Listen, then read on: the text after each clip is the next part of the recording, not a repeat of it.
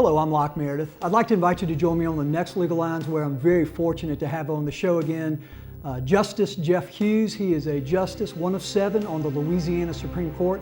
He's going to talk to us about how the Constitution, both Louisiana's Constitution and the United States Constitution, is a document that protects individuals, people, from their governments, and how the federal Constitution protects not only people but states from the federal government. So join us on the next Legal Lines with Justice Jeff Hughes.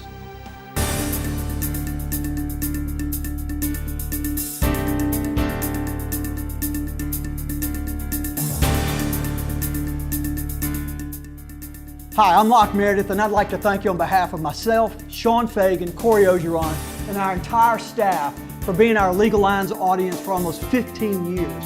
Our audience now is over 500,000 households.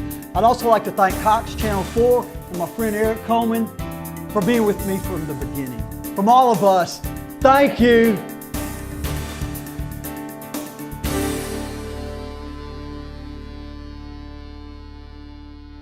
Hello, welcome to Legal Lines. I'm Locke Meredith, and I'm very pleased to have back on the show Justice Jeff Hughes. He is a justice on the Louisiana Supreme Court. Justice Hughes, thank you so much for good to see you coming again. Back in and doing the show with us. I know it's been kind of a wild ride for you. We were talking before the show that you literally have worn the hat, every hat that a lawyer can wear in every kind of case that you've been involved in. And then on the side of the bench, being a judge, you've been a trial court judge, a judge in the appellate courts, the First Circuit. We have 5 in Louisiana, and now one of 7 justices on the Supreme Court. So tell me how it's a little different.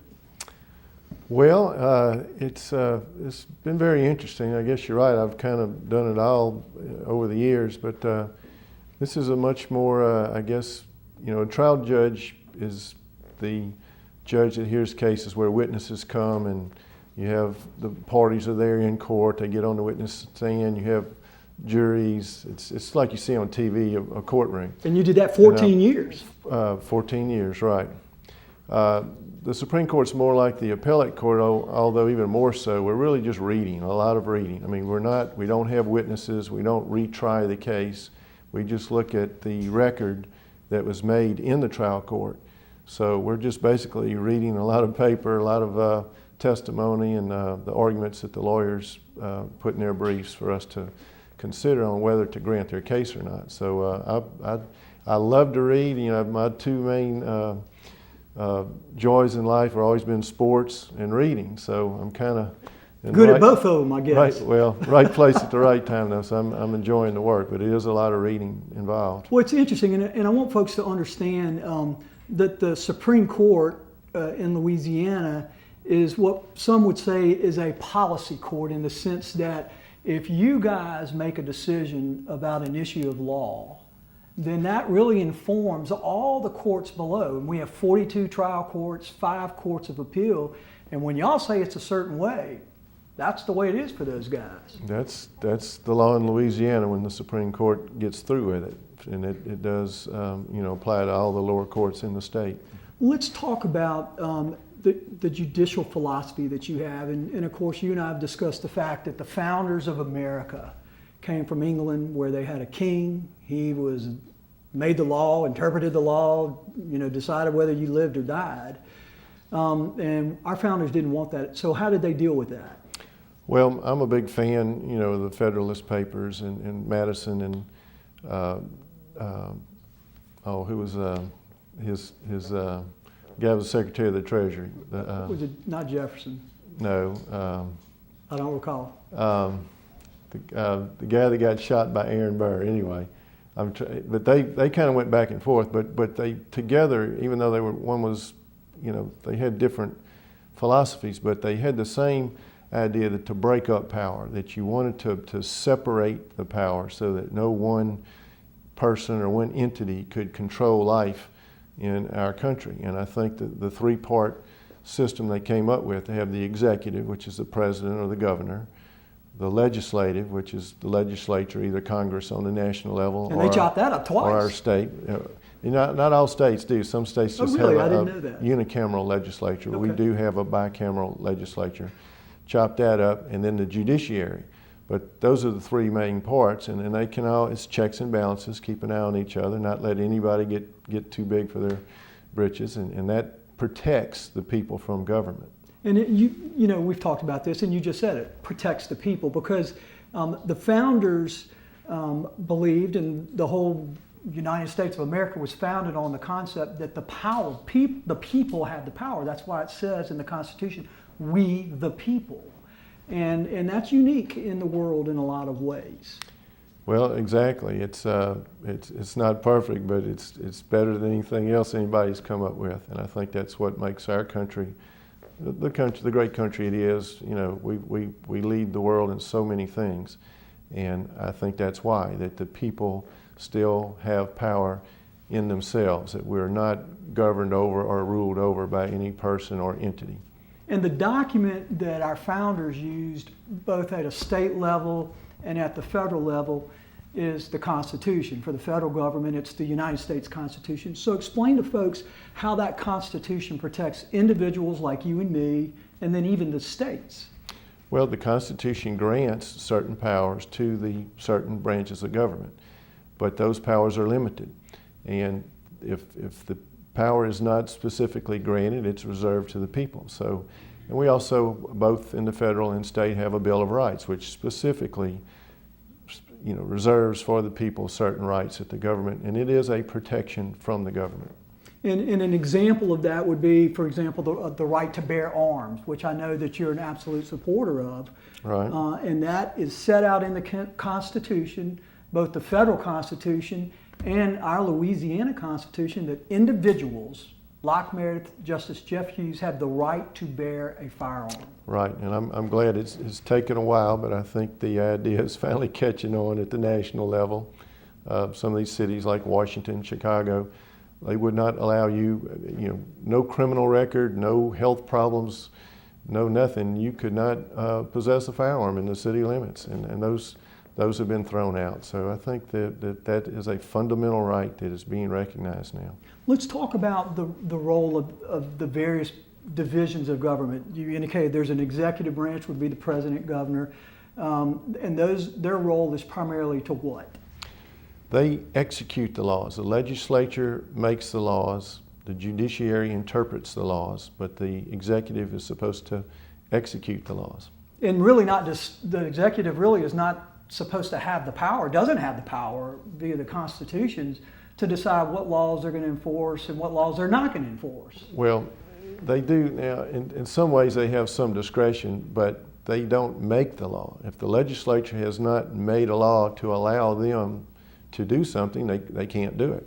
And if they try, a citizen could say, whoa, stop, that's unconstitutional. And then it would go to the courts to make that call. And if we say, yes, you're right, Mr. Citizen, that is constitutional, executive, you cannot do that, they can't do it. And so when it's all said and done, at this point in history, our judiciary is the one that makes the final call on what power the president has, what power the legislative branch has, and of course what power the judiciary has, but it's using the document, the Constitution. Sure, it all goes back to the Constitution. That's it's like our sacred text. That's for right. This country. And so we talked about it when you were running for the Louisiana Supreme Court, that your judicial philosophy is as a strict constructionist. Explain to the folks what that means. Well, it's just to follow that philosophy that was given to us by the founders, that the legislature makes the law. Judges, courts should not make the law. And when we see a law, we may not agree with it, we may not like it, but it's not our job to change it. If it needs to be changed or even repealed or added to, that should be done by the legislature.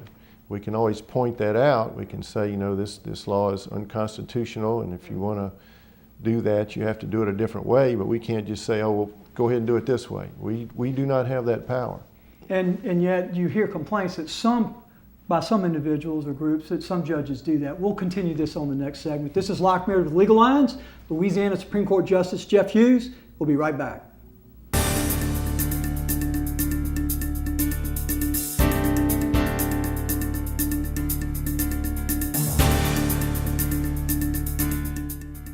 Hi, I'm Locke Meredith, and I'd like to thank you on behalf of myself, Sean Fagan, Corey Ogeron, and our entire staff for being our Legal Lines audience for almost 15 years.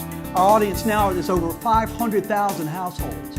I'd also like to thank Cox Channel 4 and my friend Eric Coleman for being with me from the beginning. From all of us, thank you.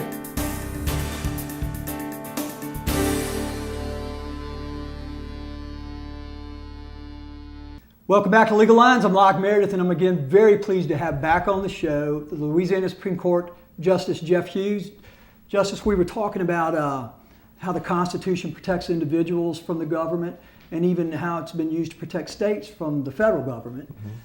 It is basically power that the people have given to their government, whether state or federal.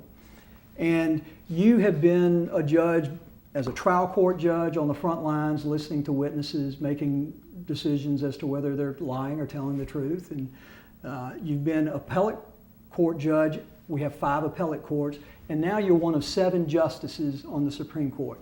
Explain to folks the difference between the process at the or the appellate district level versus the Supreme Court. Okay. Please.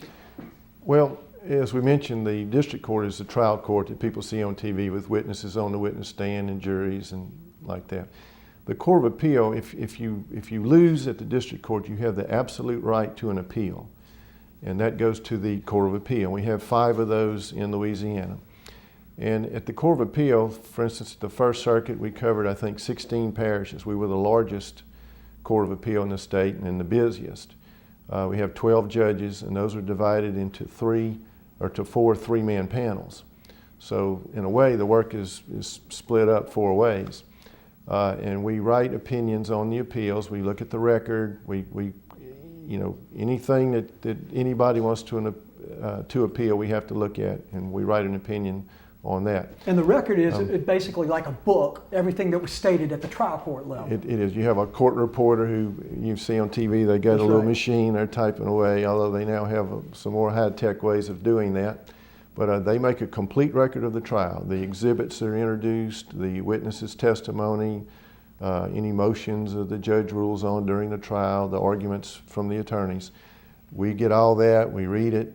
Sometimes it can fill up this room with the boxes, but that's what we do. We read that, and then the 3 judges on that panel get together and make a decision. It's an equal allotment of the work.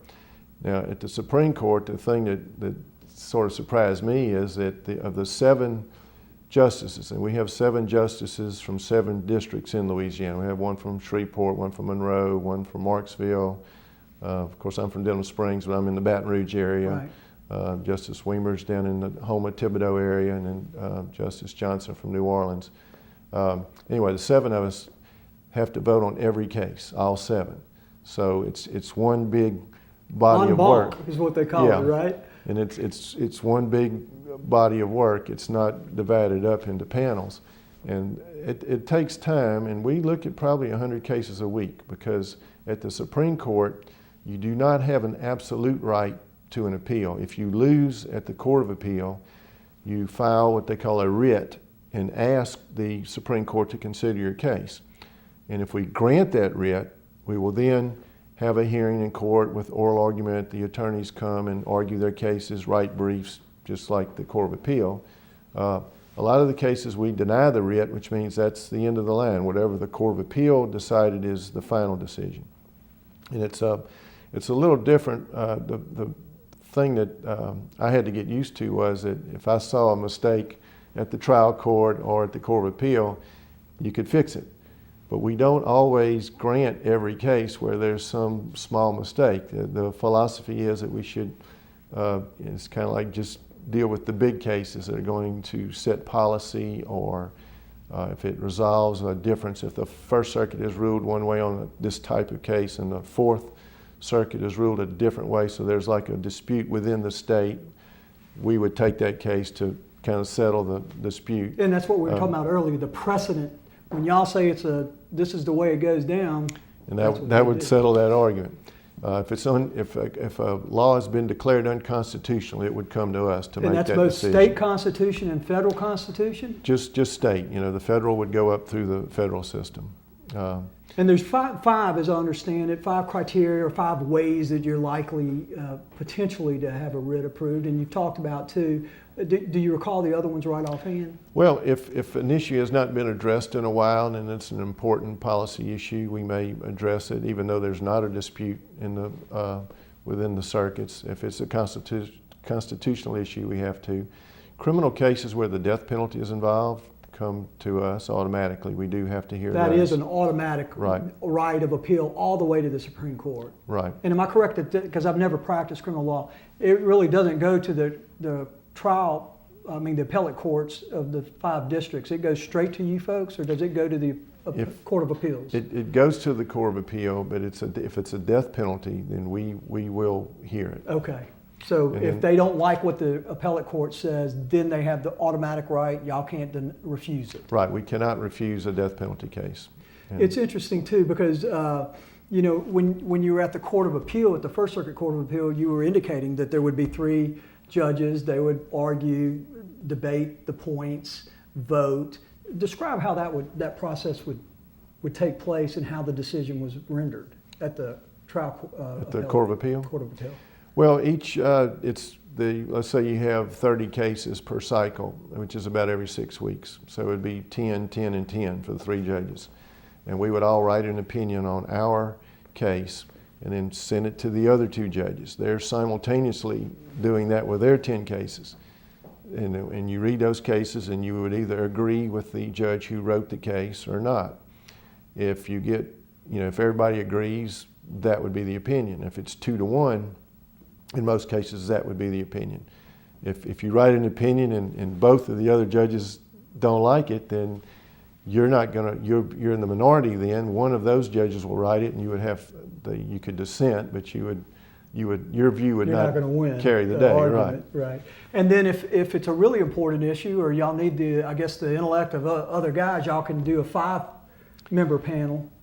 At the Court of Appeal, in a civil case, if the district court has made a ruling, it takes a unanimous 3 votes to overturn or reverse the district court. So if it's just 2-to-1, the way they count it is, well, those 2 are on one side, and the 1 and the district court judge are on the other side. So it's really 2-to-2. You bring in a 5th judge, or a 5-man panel, they call it, the Court of Appeal, and re-look at it again. You can have argument again, and everybody votes again.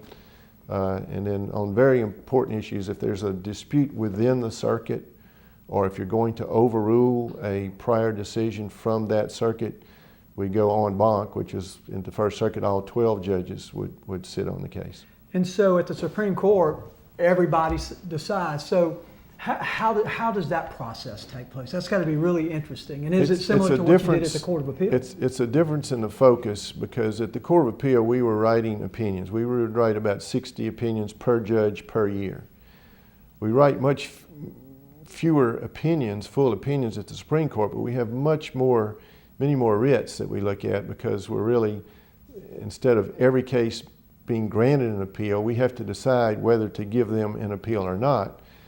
But all 7 vote. Like if you file a writ at the Supreme Court and it's denied, you're not going to get an appeal. That means all 7 have looked at it and voted not to give you that appeal. So it's a pretty time-consuming laborious task, process. Isn't it? Well, we'll continue this on the last segment. This is Locke Meredith with Legal Lines. Louisiana Supreme Court Justice Jeff Hughes. We'll be right back.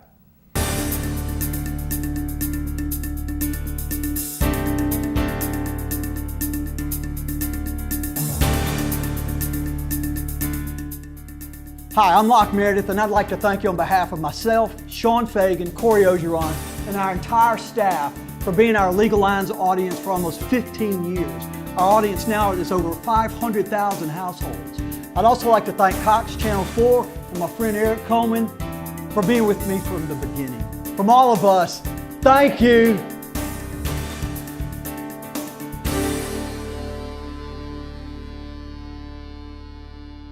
Welcome back to Legal Lines. Again, I'm Locke Meredith, and again, very pleased to have back on the show Louisiana Supreme Court Justice Jeff Hughes.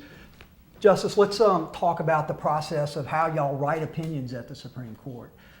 As I understand it, it's entirely random? Yes, unlike the U.S. Supreme Court, where the Chief Justice assigns opinions depending on how the votes are going, we allot the opinions totally randomly. Once we grant a writ and have oral argument, and it's then randomly allotted, so everybody gets an equal workload. And you write an opinion. You've got the input. We meet and talk about the cases after the oral argument, so we kind of have a feel for how the other justices feel about that case and how they may vote. But it's up to that writing judge to write it how they see fit. And as I understand the process, the goal is to get 4 votes, but they don't necessarily, one of those votes doesn't necessarily have to agree with your reasoning. They like the end result, which is called a concurring opinion? Right. They can concur, although, and say, well, we agree with where you ended up, even though we don't really agree with the way you got there. And the concurring opinion would set forth their rationale for how they got there. They could give their reasons or not if they wish. And then a dissenting opinion, is that written by the other 3 who were against it, or just one, or they all sign off? How does that work? Let's say it was a 4-3 vote. The 3 could each have a separate dissenting opinion, or sometimes one will write and the other 2 will say, well, I like their dissent. I'll dissent for the reasons assigned by that justice. I've seen all different combinations in the 1 year that I've been there. So. And of course, your term is for 10 years. It was a historical election because you were the first Republican justice from District 5 of the Supreme Court, correct? Right. It was a history-making election, and I was the first Republican justice elected from the Baton Rouge area. Interesting, we were talking to during the break that it seems to be the district of first because Justice Kitty Kimball was also the first woman justice, and then of course the first woman Chief Justice. Right. And currently the Chief Justice is Bernadette Johnson, and she is the first African American justice, I believe. Right. And now Chief Justice. Right. She's from the Orleans district, and fantastic. Let's talk about. It's interesting because we've talked about the judicial role of interpreting the law that the legislature passes and the executive is supposed to enforce. But the Louisiana Supreme Court also has an administrative managerial role. Discuss that. And that's another thing I've really never had dealt with at the Court of Appeal or District Court, but we oversee the entire court system. So which is huge. It is, and it takes a lot of time away from the strictly legal things. We oversee like the drug courts, the FINs, which are families in need of services, juvenile justice. There's so many programs that are out there that sort of support the legal system that we oversee. We oversee their budget and their personnel and just make sure they're doing their job right. And then we also oversee disciplinary actions against lawyers. If a client makes a complaint against his lawyer, that'll come up to us. Complaints against judges. If litigants have complaints against judges, that also goes through the system and ends up with us if it gets that far. So we have a lot of administrative. And it's things like people are always wanting to use the Supreme Court courthouse building for receptions and seminars and conferences, and it's been amazing the number of administrative things that we have to look at. It's a beautiful building. It is. And of course the Supreme Court is located in New Orleans. It's fascinating. The size of our judiciary, because we have 42 trial courts, 50 city courts, 5 appellate courts, and of course just 1 Supreme Court. But as you mentioned, there are thousands of employees regulating thousands, tens of thousands of lawyers and judges. It's a monumental task. All the way down to justices of the peace, and So how are those tasks? How are those tasks delegated, the management tasks? Is it dealt with on a district basis, certain issues that fall within your district you deal with, and the same for the others, or how's that decided? Some are and some are not. It's like if you're setting some kind of policy for drug courts or juvenile justice, we all participate in that because it covers the whole state. It's like a policy measure. On the other hand, each justice is responsible for some of the things that occur in his district, his or her district. For instance, if a judge is sick or is going to have surgery or something like that and needs a substitute judge, then the justice from that district will appoint the substitute judge to take his or her place. The policy decisions of management or administration, is that decision made by the Chief Justice, or is it a vote just like the decisions? It's a vote like anything else. Really? I didn't know that. Some minor things the Chief Justice will just go ahead and do, but anything of any import, it will come back to the conference and we sit around the table and all 7 will voice their opinions and we'll take a vote. And how is our judiciary, the court system in Louisiana financed? As I understand it, it's not very much money. It goes back to your separation of powers point that we were talking about earlier. The legislature allocates the money to the judiciary. The legislature has the power of the purse strings. And even though we cover the entire state, as you mentioned, from the Supreme Court all the way down to justices of the peace, I think our budget is approximately 0.5% of the state budget. So the state budget is what, about $25 billion? I think I read 1.5 or 6 billion is what y'all get. Remarkable. I don't even know what the numbers are. I just know we're 0.5% of the Not enough, huh? Total state budget. Let's talk about the fact that one of the issues in the election was that the court prior to your election was kind of split when there was just 3-3. You had 3 Democrats, 3 Republicans, and now you were elected and there are 4 Republicans. Has that manifested itself in any way on the court? It's sometimes, I'll be honest to say this, it's hard to tell who is who. I think generally the court is pretty conservative. I haven't seen a lot of wild-eyed, crazy decisions from anybody. They're all really pretty smart people, and they don't want to turn criminals loose, and they don't want to give people a lot of money on frivolous lawsuits, and I think generally it's a pretty conservative court. And Justice, I know that when you ran, you had a platform that made it pretty clear that you were pro-marriage, traditional marriage, and guns, and I forgot the other one. Well, I was pro-life, That's pro-gun, right, of course, and pro-traditional marriage, and I'm still that way, and I will remain that way. Those are broad philosophical positions that I've grown up with and are just part of me. We will, I can't really talk about specific cases. I'm sure there are going to be some. I mean, we have a constitutional amendment that prohibits same-sex marriage, and I'm sure that's going to be coming up. But so y'all deal with it. Justice Hughes, thank you again so much. Well, thank you very much. Appreciate Enjoyed being here. This is Locke Meredith with Legal Lines. Justice Jeff Hughes of the Louisiana Supreme Court, thank you for being with us.